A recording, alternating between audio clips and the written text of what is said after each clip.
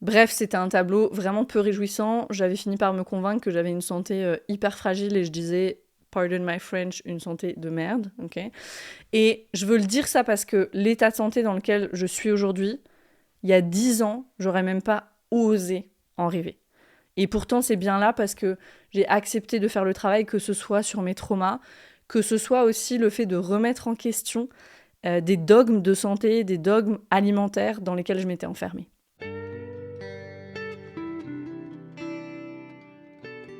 Bienvenue dans Pas de soucis, le podcast pour se libérer de l'anxiété avec Camille Thomas. Je suis Camille et avant d'être coach de santé, j'ai été une grande anxieuse. Je me suis libérée de l'anxiété le jour où j'ai compris que ce n'était pas dans ma tête. Pas de soucis, c'est le podcast pour celles et ceux qui sont fatigués par tout ce qu'ils ont essayé et qui savent qu'ils ont le pouvoir de guérir de l'anxiété naturellement. Alors si tu veux vivre sans anxiété et que tu as l'intuition qu'on ne t'a pas tout dit, ce podcast est pour toi. Je te retrouve tous les lundis pour explorer les pistes qui te permettront d'accéder au calme à l'intérieur de toi. Bienvenue dans cet épisode, je suis ravie de te retrouver. Ça me fait toujours rire quand je prends les notes des podcasts, parce que je prends des notes avant chaque épisode et que je vois cet épisode va être un petit peu plus court et finalement j'ai quand même genre 8-9 pages de notes. Donc peut-être cet épisode va être un petit peu plus court, mais pas beaucoup plus court que le reste des épisodes de cette série. Cet épisode, il se veut être un résumé de notre série Santé mentale optimale, parce que je sais que souvent, ce qui se passe quand on écoute plein d'experts comme ça, on a eu des super experts dans cette série, en fait on est submergé et on fait rien de ces informations. Et c'est quand même dommage parce qu'elle était très très riche cette série. Donc ce que je vais faire ici, c'est vous partager ce que moi je fais au quotidien, ou du moins très régulièrement, il n'y a pas tout qui sont des pratiques quotidiennes, mais ce que je fais régulièrement pour prendre soin de ma santé. C'est vrai que ce sont des choses dont je parle moins et on ne peut pas parler de santé mentale si ces choses ne sont pas en place. Parce qu'on l'a vu dans ces épisodes, tout est lié. Si je suis bourrée d'inflammation, ma santé mentale en pâtit. Si je manque de certains nutriments, ma santé mentale en pâtit. Si j'ai une maladie chronique, bien sûr que ma santé mentale en pâtit. Donc, on a le travail somatique de régulation qui est indispensable pour travailler au niveau le plus profond qui est celui du système nerveux autonome. Et on ne peut pas faire tout ça en oubliant toutes les bonnes pratiques de santé optimale. Ce que je veux préciser avant de plonger dans le contenu, c'est que tout ce que je fais, ça peut te sembler beaucoup à l'écouter comme ça. Donc je veux bien préciser que ça s'est mis en place sur des années, si bien qu'aujourd'hui, la plupart de ces choses, c'est devenu une seconde nature pour moi. En fait, ça représente même pas 1% de ma charge mentale qui, crois-moi, est bien occupée ailleurs avec le fait d'avoir 2 activités. J'ai tellement de choses à penser que si c'est pas simple ou facilement intégrable pour moi, ça passe à la trappe. Donc vraiment, ce que je vais proposer, c'est des choses qui sont simples. Et ce que je veux dire ici, c'est que ce que je fais, ça dépasse le fait d'être juste en bonne santé physique ou mentale. Je parle vraiment de santé optimale, d'où le nom de la série, de l'état de santé qui me permet d'être la plupart du temps au mieux de mes performances, parce que, voilà, quand on est entrepreneur, c'est pas quelqu'un qui me donne une tâche et puis je peux la faire bien ou moyennement bien et puis peu importe. Tout ce que je fais doit respecter mes standards qui sont hyper hauts. Tu le sais, si tu écoutes le podcast, je délivre toujours de la qualité. Donc je peux pas être à moitié fatiguée, avoir du brouillard mental, etc. Et mes routines, elles sont au service de ce niveau de délivrance. Et je le dis parce que tout le monde ne veut pas ça ou n'a pas besoin de ça. Et c'est totalement ok. Pour moi, ça a été un process. Je voulais sortir de l'anxiété. Et l'étape d'après, ça a été de sortir du brouillard mental. Et l'étape d'après, ça a été d'augmenter ma clarté et mes capacités cognitives qui, clairement, avaient été endommagées par le trauma. J'ai été capable d'apprendre, d'ingurgiter et de régurgiter des quantités d'informations impressionnantes quand j'étais en figement fonctionnel. Et quand j'en suis sortie, à des moments, j'avais l'impression que mon cerveau avait fondu. Mais vraiment, quand je parlais, par exemple, je pouvais oublier des mots hyper basiques. Juste, ils ne me venaient pas en tête. J'étais au ralenti. C'était vraiment pas des sensations agréables. Vraiment la sensation de plus avoir la pleine capacité de son cerveau, quoi. Et donc, le process pour moi, parce que je dis depuis le début, ça a été un processus, ça a été de continuer le travail de régulation et de faire le travail au niveau de l'alimentation, au niveau des routines, ce que j'appelle le travail biologique, aussi parce que y a des choses que je croyais bien faire et qui me desservaient, au final. Par exemple, je mangeais pas du tout assez de protéines, je mangeais vraiment trop de sucre. J'avais une alimentation, même si elle était très riche en fruits et légumes, qui était pauvre en nutriments finalement. J'avais pas intégré assez de repos du tout. Donc il y a plein de processus de régénération qui, malgré un mode de vie de l'extérieur sain, on va dire, entre guillemets, plein de processus de régénération qui ne pouvaient pas se faire. Et ce que je veux aussi juste dire, c'est d'où je partais. Parce qu'aujourd'hui, la plupart de ce que je vais énumérer ici, j'ai plus rien de tout ça. La seule chose à laquelle je dois être attentif, c'est de l'eczéma ou un nez qui coule, qui vont revenir si par exemple je me suis pas reposée ou que j'ai vraiment tiré sur la corde ou que j'ai mangé complètement n'importe quoi sur plusieurs jours. Mais je veux vraiment redire de là où je partais. Moi, j'avais de l'eczéma partout, depuis toute petite, depuis l'âge de 2 ans. Petite, des crises d'asthme qui m'envoyaient régulièrement à l'hôpital, des allergies. Les allergies, ça avait atteint de tels sommets que je pouvais plus aller dormir en dehors de chez moi. Après mes études et jeune adulte, je réagissais à toutes les substances. Pollen, poussière, des produits chimiques, des poils de chat. Je sais même pas à quelle substance je réagissais en fait. Des poils de hamster, de tout ce que tu veux. C'était invivable. Je passais l'aspirateur tous les 2 jours chez moi. C'était l'horreur, je savais plus à quoi je réagissais. J'étais dans cet état d'allergie constante, en fait, de rhinite chronique, d'allergie constante. J'avais des syndromes prémenstruels qui me donnaient juste envie de me suicider. J'ai même plus mes règles pendant 7 à 8 mois, à un moment, tellement mon corps il était à bout.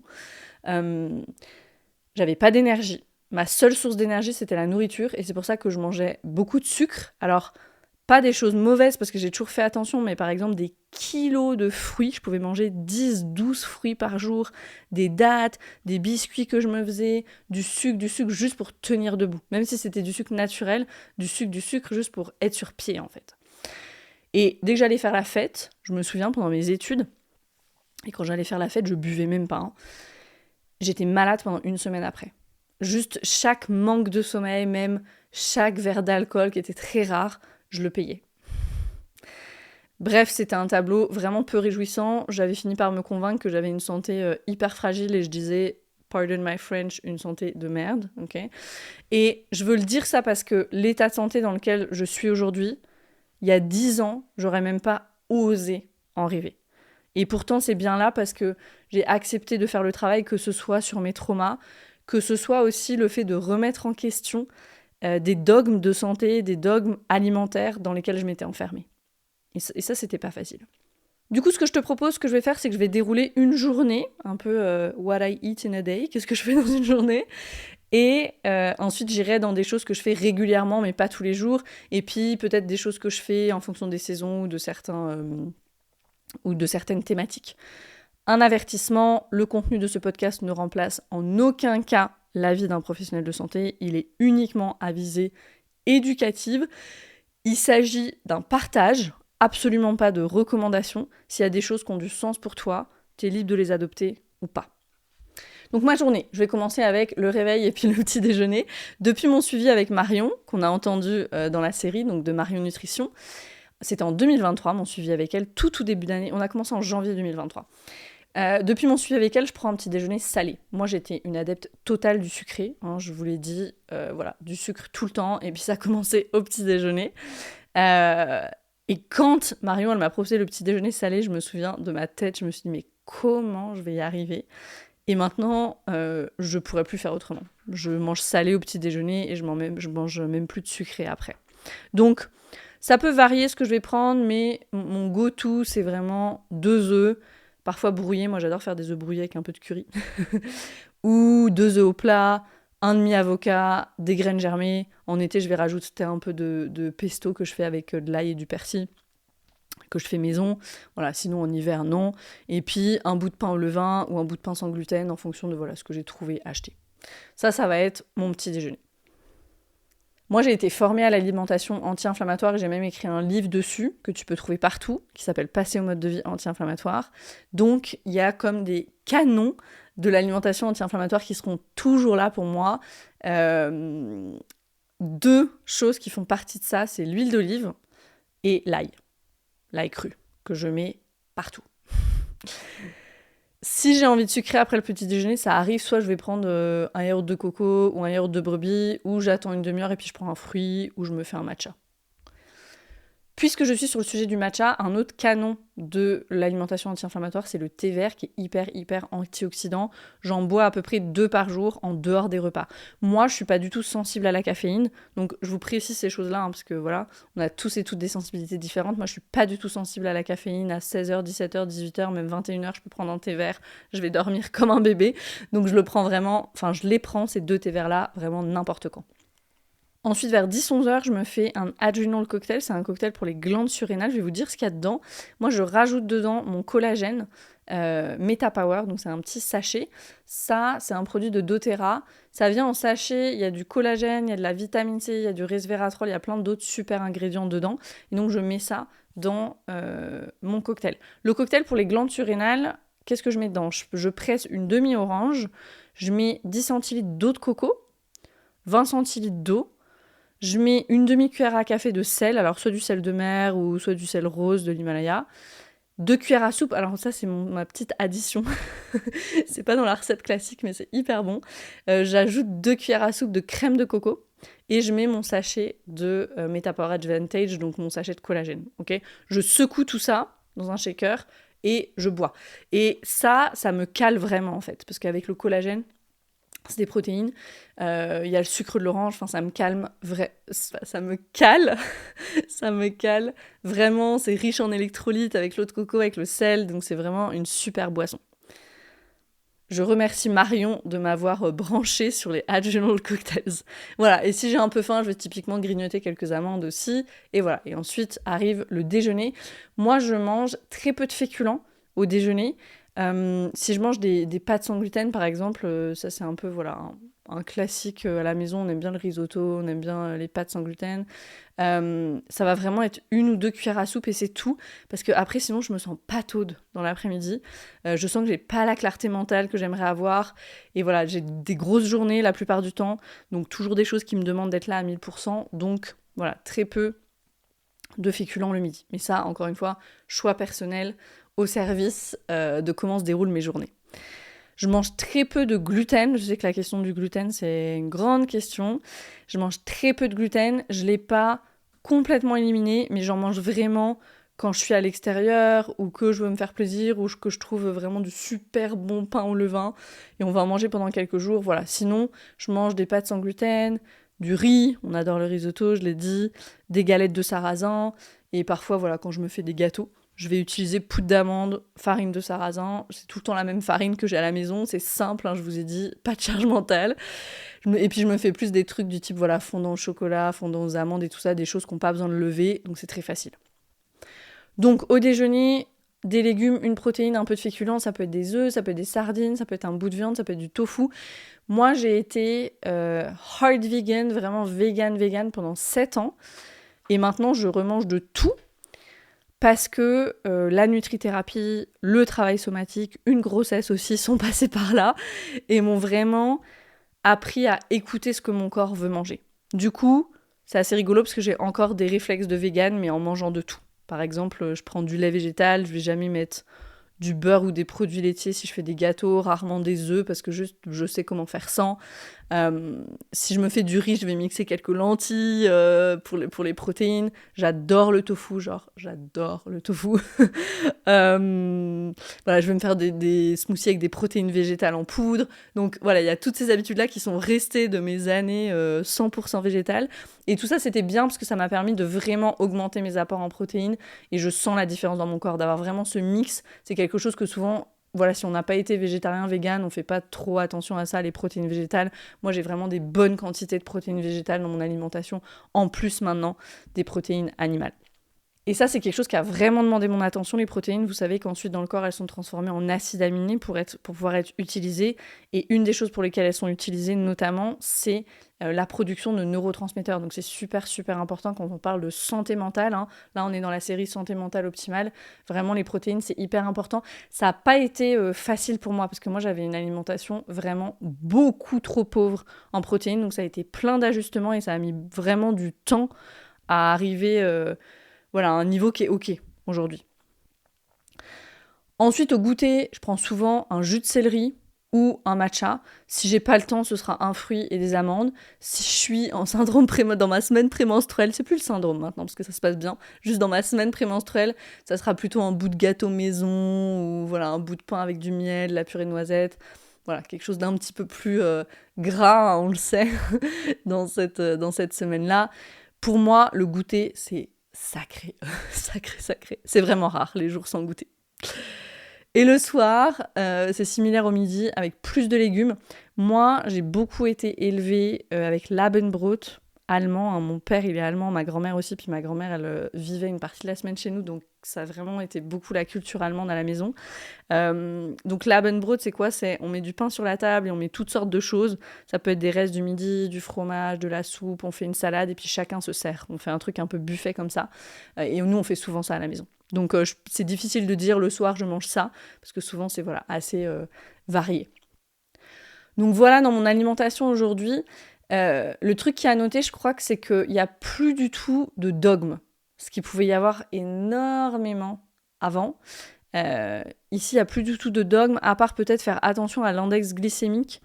Par exemple, commencer le repas avec la salade, les légumes, ou manger quelques amandes avant un fruit, parce que je vois vraiment la différence en faisant attention à ça. Et sélectionner les meilleurs produits possibles. Rien d'ultra transformé. Voilà, c'est tout. Rien d'ultra transformé, ça c'est hyper important parce qu'il y a plein d'études sur le lien entre la nourriture ultra transformée et la mauvaise santé mentale. J'en parle dans le premier épisode de cette série sur l'inflammation chronique, donc tu peux aller réécouter cet épisode ou l'écouter si c'est pas encore fait, j'en parle en détail dans cet épisode-là. J'étais sur l'alimentation, je vais dans la complémentation. Moi je me complémente en continu. Notamment, alors je vais prendre des micronutriments et puis des enzymes digestives. Vous savez que les enzymes digestives, c'est des protéines, en fait, c'est des protéines spécialisées qui servent de catalyseur dans presque toutes les fonctions cellulaires. Donc chaque chose qui se fait en fait dans notre organisme requiert des enzymes. Et souvent on n'en a pas assez. Or les enzymes, elles ont un rôle dans la croissance, elles ont un rôle dans la reproduction, dans la respiration, dans nos fonctions immunitaires, notre régulation hormonale, les processus de détoxification, tout ça demande des enzymes. La conversion des nutriments en énergie aussi, que les cellules puissent produire de l'énergie correctement et tellement plus encore. Donc on a des enzymes qui s'appellent les enzymes endogènes qui sont produites par l'organisme, ok ? Et puis on a des enzymes exogènes, donc là qui viennent de l'extérieur, ok, et ça c'est les enzymes alimentaires, c'est ce qu'on va trouver dans les aliments crus, notamment, principalement dans les aliments crus. Le truc c'est qu'on mange moins cru aujourd'hui, et donc de façon générale on n'a pas assez d'enzymes dans la nourriture aujourd'hui. Et donc si le corps il reçoit pas assez d'enzymes, et ben sa capacité, en fait la capacité de notre organisme à produire des enzymes, elle est limitée. Et qu'est-ce qui se passe quand il y a une production limitée ? Le problème, c'est que les ressources d'enzymes endogènes, donc de notre organisme, il faut qu'elles soient orientées du coup vers la production d'enzymes digestives pour accélérer la conversion des aliments en nutriments, que ce soit biodisponible, que notre corps puisse utiliser ce qu'on mange. C'est une priorité, c'est sûr. Mais du coup, toute cette capacité de production qui est orientée vers les enzymes digestives, c'est une capacité qui est plus disponible pour la production d'enzymes métaboliques qui sont hyper importantes. Ces enzymes métaboliques, ce qu'elles vont faire, par exemple, entre autres, c'est protéger nos cellules des radicaux libres, donc empêcher le vieillissement prématuré de la cellule, permettre la production d'énergie, si je suis tout le temps fatiguée, par exemple, la croissance, la réparation des tissus, la gestion des déchets toxiques, donc les processus de détoxification, ok ? Tout ça, ça va requérir des enzymes métaboliques. Et si toute la capacité, elle est allée aux enzymes digestives, ok, parce que de façon générale, on n'a pas assez d'enzymes, et tout ça, ça peut pas se faire correctement. Donc voilà pourquoi moi je prends des enzymes digestives. Alors ça va dépendre des périodes. Il y a des périodes je vais prendre une enzyme à chaque repas. Il y a des périodes je vais prendre une enzyme juste avec le petit déjeuner, comme ça en entretien. Mais de façon générale, c'est plus souvent une enzyme avec chaque repas. Maintenant, au niveau des micronutriments, je l'ai dit à plusieurs reprises dans d'autres épisodes, je crois qu'aujourd'hui, à moins de porter une attention immense à la provenance de nos aliments, et encore parce que les terres, elles sont carencées en minéraux, notre alimentation ne nous apporte pas assez de micronutriments. Et honnêtement, c'est pas quelque chose qui me réjouit. Cette carence en micronutriments, c'est pas quelque chose qui me réjouit d'avaler des gélules, mais je pense que c'est nécessaire aujourd'hui. Moi, j'adore lire des études scientifiques Et en même temps, je suis très empirique, donc j'observe les personnes autour de moi et j'observe beaucoup autour de moi. Telle personne qui vit comme ça, une autre qui vit autrement, je regarde les choix que font les gens, à quoi ils ressemblent, est-ce qu'ils ont l'air vitaux, est-ce qu'ils ont l'air pleins de vitalité ou pas, ces gens-là, ces personnes-là. Et je vois que les gens qui se complémentent de façon générale ont l'air en meilleure santé, font souvent moins que leur âge. Voilà, ça c'est mes observations vraiment empiriques, rien de scientifique là-dedans, mais je me dis qu'il doit y avoir un lien. Et je suis pas mal aussi les travaux de médecins fonctionnels aux États-Unis. Un des livres qui m'a ouvert les yeux, dont j'ai parlé dans d'autres épisodes déjà, c'est le livre de Ultramind Solution de Mark Hyman, et lui il en parle beaucoup, voilà, de la nécessité de se complémenter au quotidien. Donc, moi, je prends des micronutriments au quotidien, vitamines, minéraux, oméga, antioxydants. Je prends les compléments Lifelong Vitality chez doTERRA pour plusieurs raisons, pour 2 raisons principales. La première raison, c'est la biodisponibilité de ces compléments-là en particulier, parce qu'ils ont fait le choix de mettre des aliments entiers en fait dans les gélules, donc de la poudre de kale, poudre de brocoli, et ça me paraît logique que l'organisme il ait beaucoup plus de facilité à absorber des choses qu'il connaît plutôt que du synthétique. Donc ça a du sens pour moi. Et puis voilà, mes 4 ans d'expérience avec des centaines de personnes et toutes les histoires que j'ai entendues en fait. Les unes sur des douleurs, des troubles digestifs, troubles hormonaux, des problèmes de fertilité, des douleurs chroniques, le sommeil, toutes sortes de paramètres et symptômes apparemment pas en lien les uns avec les autres, mais qui se sont améliorés chez des personnes avec la prise de micronutriments. Je prends aussi grand soin de détoxifier correctement, un autre sujet auquel je me suis intéressée, parce que quand on a de l'eczéma, on n'arrête pas de nous parler du foie, d'émonctoire, d'élimination, de charges toxiques, dont ce sont des sujets dans lesquels je me suis plongée, parce que je voulais comprendre ce qui m'arrivait en fait avec ma peau. Et donc, ce que je mets en place pour tout ça, alors ça c'est pas... tout n'est pas quotidien. Ce qui est quotidien, c'est le brossage à sec avant la douche, pour la lymphe, des huiles essentielles d'agrumes dans mon eau, que ça je bois tout au long de la journée. Et ensuite, ce qui n'est pas quotidien, ça je le fais pas tous les jours, c'est un cataplasme d'huile de ricin sur le foie, avec un mélange d'huile essentielle qui s'appelle Zendocrine, et qui contient des huiles essentielles de mandarine, de géranium, de coriandre notamment, qui sont des huiles essentielles qui soutiennent les émonctoires et notamment le foie. Ça, je le fais 2 à 3 fois par semaine, à peu près. Et puis, le nettoyage du côlon, sexy. Et ça, c'est 1 à 2 fois par mois. Voilà, minimum 1 fois par mois, et quand je le fais 1 fois par mois, ça va vraiment être pendant la semaine prémenstruelle où typiquement j'ai envie de manger un peu plus gras aussi, je peux avoir un transit un tout petit peu ralenti, donc je donne un coup de pouce à mon système digestif en lui offrant un bon nettoyage. Comme d'habitude, on va titrer, donc je fais une petite pause ici, et je veux dire quelque chose. Les routines et l'alimentation, c'est des points hyper activants pour les gens de façon générale. Ça vient activer des parts qui se sentent coupables de ne pas en faire autant que quelqu'un d'autre, ou qui se sentent coupables de s'auto-saboter, ou de ne pas réussir à tenir des routines dans le temps. Ça peut activer des parts de nous qui ont besoin de savoir mieux que les autres. Voilà, donc je fais cet épisode pour vous donner du concret dans une série où on a parlé de façon très théorique jusqu'ici. C'est pas une invitation à juger mes routines, c'est pas une invitation à te dénigrer, parce que tu n'en es pas encore là où tu voudrais être non plus. Je veux rappeler que ça m'a pris 10 ans pour arriver où j'en suis aujourd'hui. Ça s'est pas fait sans auto-sabotage. Je ne suis pas exempte d'activation ou d'agacement quand je vois de l'eczéma ressortir parfois et que ça me renvoie à l'impuissance dans laquelle j'ai été pendant plus de 20 ans avec cette maladie de peau qui est vraiment hyper difficile à vivre. La différence aujourd'hui, c'est que j'ai la preuve que j'ai déjà guéri, donc que je peux guérir à nouveau quand ça revient. Et donc, ça enlève une grande partie quand même de l'impuissance et de la peur qu'il peut y avoir liée à ça. Mais il peut y en avoir, et de la colère aussi. Donc je suis pas parfaite, pas du tout. La différence aujourd'hui, principale, c'est qu'il n'y a plus cette dynamique de bâton et de carotte, de punition, culpabilité qu'il y avait avant, et donc de façon générale, ça rend les choses plus légères. Il y a quelques années, j'aurais jamais pu faire un épisode comme ça en partageant mes routines. Ou alors, j'aurais dit des choses à moitié fausses et tout, parce que j'avais honte de là où j'en étais. Ok ? Donc je veux juste vraiment rappeler ça. Et aujourd'hui, parce que j'ai travaillé avec plein de couches de honte toxique et que je suis ok avec le fait que certaines personnes jugeront que si ça c'est bien ou ça c'est pas bien, et peu importe, c'est ce qui me convient à moi, et l'idée c'est d'inspirer ici, et de pouvoir vous donner un peu de concret encore une fois. Un petit point sommeil, parce que super important, une fondation sur le sommeil. Alors, moi, j'ai jamais eu de problème de sommeil, mais je vais vous partager quand même ce que je fais pour 2 raisons. J'en ai eu pendant la grossesse, je dormais vraiment moins bien de façon générale, et j'ai vu des différences nettes sur la qualité de mon sommeil avec certaines routines.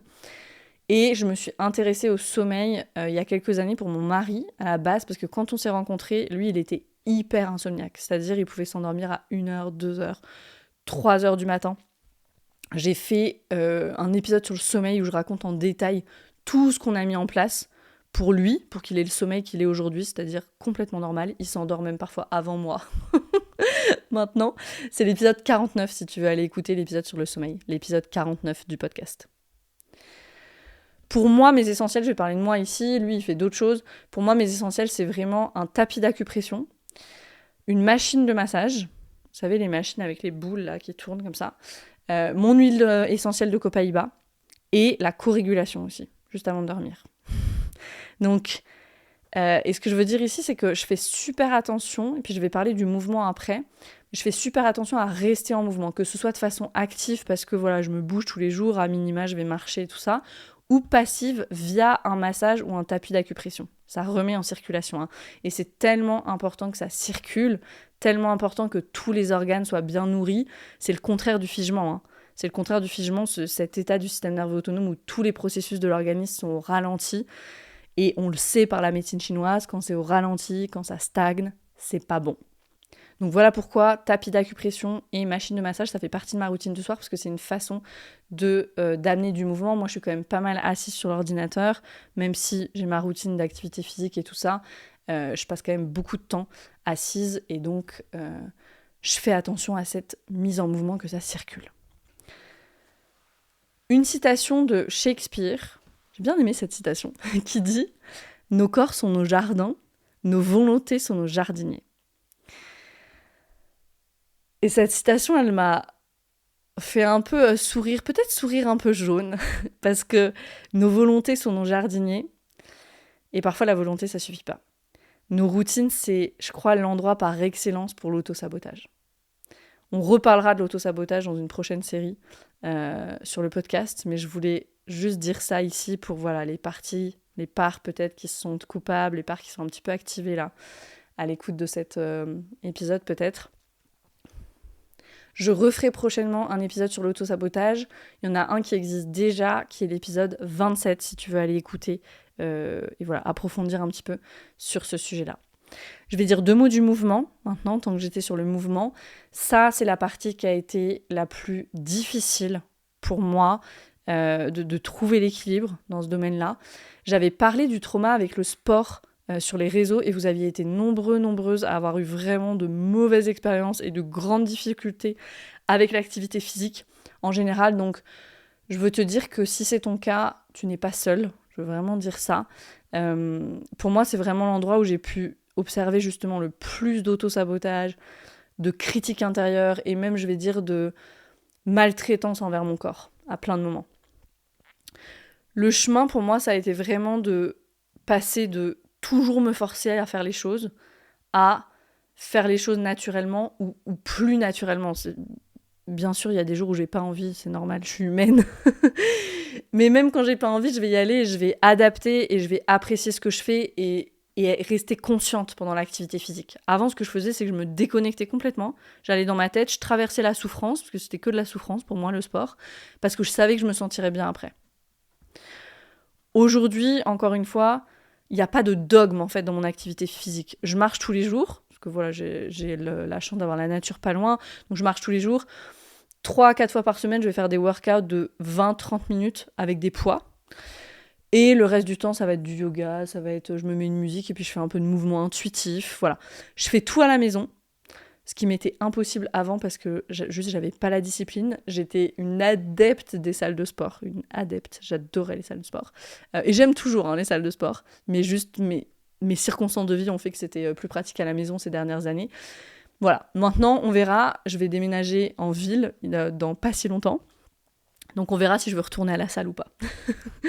C'est pas encore fait. Au moment où cet épisode sortira, j'aurai déjà déménagé. Mais on va voir. Du coup, je vous ferai un update si j'ai repris la salle de sport ou pas. Si tu me suis un peu, tu sais que j'utilise beaucoup les huiles essentielles. Donc ça, c'est quelque chose qui fait absolument partie de mon quotidien. C'est des vraies garantes de la santé pour moi. C'est des piliers.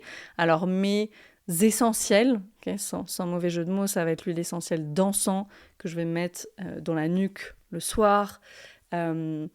Toutes mes huiles pour la peau, qui est un point sensible avec les années d'eczéma, notamment un mélange qui s'appelle Yaropom, qui est un mélange d'achillée millefeuille et d'huile de grain de grenade. Très très hydratant, très très efficace. Ça m'a vraiment permis de retrouver une peau jeune et belle et éclatante par rapport à ce que j'ai pu connaître avant.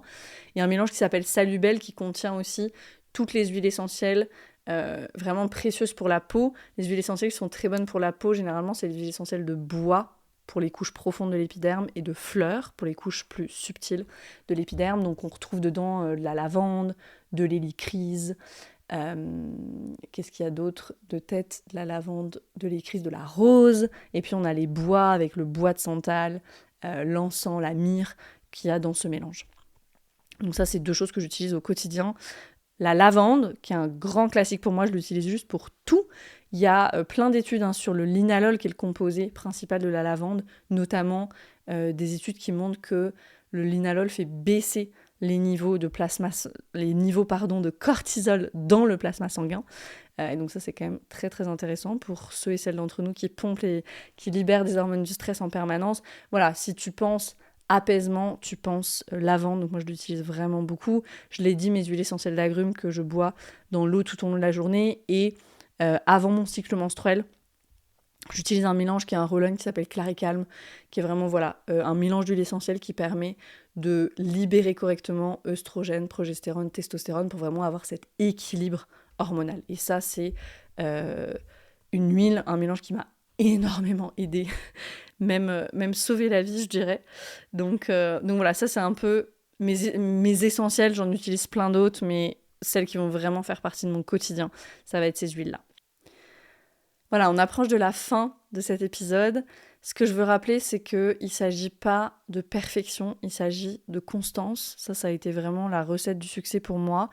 Et la condition pour intégrer ça et le mettre en application, parce que c'est bien facile de dire il ne s'agit pas de perfection, il s'agit de constance, mais quand on est constamment dans ces dynamiques de rigidité et puis de relâchement total, cette dynamique qui est nourrie par la honte toxique, c'est vraiment pas facile. Donc la condition, ça a été de sortir assez de la dérégulation pour sortir de cette façon de voir les choses en blanc ou en noir. À un moment, je suis super rigide, et puis après, j'abandonne tout. Avant, c'était soit j'étais à fond avec mes routines, souvent avec des rythmes qui n'étaient pas tenables en fait pour moi, pas du tout durables, et puis je crachais, j'oubliais tout pendant 1 semaine, 10 jours, et puis après je reprenais. Donc c'était sans cesse cette dynamique de recommencer. Ok. Maintenant, si je vais louper 1 jour, 2 jours, je suis dans une dynamique de je continue. Je suis pas quelqu'un qui recommence, je suis quelqu'un qui continue. Maintenant, je m'en fiche si pendant 2 jours, j'ai pas fait mon jus de céleri, je le ferai le 3e jour, et voilà, parce que je sais que c'est une routine et je vais jamais l'abandonner, même si parfois je la zappe. Et je m'en veux pas pour ça. Je suis plus, voilà ce que je disais, plus dans cette dynamique du bâton et la carotte, de ce truc de faut que je me sente assez coupable pour m'y remettre et me donner des récompenses. Ensuite, et tout le temps dans ce cycle-là, carotte-bâton. Ça n'existe plus. Et ça, c'est la conséquence du fait de se libérer des identifications basées sur la honte. C'est la conséquence vraiment du travail de régulation. C'est pour ça que je dis que travail somatique, travail biologique, l'un ne va pas sans l'autre. Chaque petit bout de régulation m'a permis d'adapter quelque chose dans mes routines et de me diriger un petit peu plus vers là où je voulais aller. Et pour finir, l'environnement, bien sûr, à un moment de ma guérison, j'ai senti que je pouvais plus être en ville du tout. Et donc j'ai passé 3 ans, ces 3 dernières années, littéralement dans la forêt. On vit au milieu de la forêt, plus pour longtemps. Il y a une citation que j'aime bien d'un chef Sioux du 19e siècle qui s'appelle Flying Hawk. Je crois que c'est le faucon volant, ça veut dire. Et il dit « Personne ne peut être en bonne santé s'il n'a pas en permanence de l'air frais, du soleil et de l'eau potable ». Et oui, moi, la nature, ça m'a donné énormément, cet environnement vraiment préservé là dans lequel j'ai pu être ces dernières années, ça m'a donné plein de choses. Et maintenant, je sens qu'il est temps pour moi de revenir vers autre chose, vers plus d'interaction sociale, de pouvoir aller dans un studio de yoga, de rencontrer des personnes, ce que j'avais pas fait ces dernières années parce que j'avais donné la priorité à mon activité et que le travail sur moi a pris beaucoup de place aussi, faut le dire. Donc ce que je veux te dire, c'est que c'est un processus et je veux t'inviter à prendre le temps de te retourner de temps en temps, et pas de temps en temps, régulièrement, de te retourner, de voir le chemin parcouru. On le fait pas assez.